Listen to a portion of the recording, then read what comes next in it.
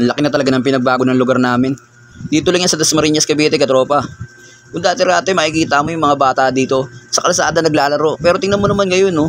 Meron na silang playground na maganda, malawak pa. Tsaka nung dati-rati, kung magja-jogging ka, tatamarin ka talaga eh. Paano ka naman sisipagin eh, makikipagsabayan ka sa mga sasakyan sa kalsada. Malalanghap mo rin yung mga usok na binubugan ng mga sasakyan nila. Kaya masasabi ko katropa, ito yung magandang nagawa talaga na proyekto nila. At kasi binigyan nila yung mga tao dito ng safe at magandang lugar na mapupuntahan kung gusto nilang mag-exercise. Nakakatuwa lang din katropa.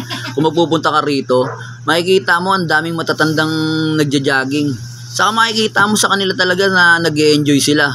Di ba katropa? Imbis na nagbumukmuk sila sa bahay nila, nakakita sila ng lugar na pwede nilang pagkaabalahan. Nakabuo na nga sila ng komunidad dito katropa eh. Dito na rin sila nakahanap ng mga bago nilang kaibigan. Yung iba nga katropa, hindi lang kaibigan eh. Love life pa nahanap nila rito eh.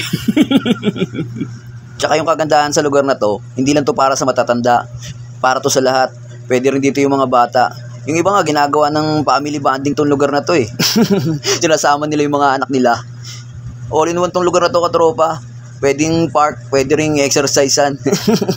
Kaya saludo talaga ako sa gumawa ng proyekto na to.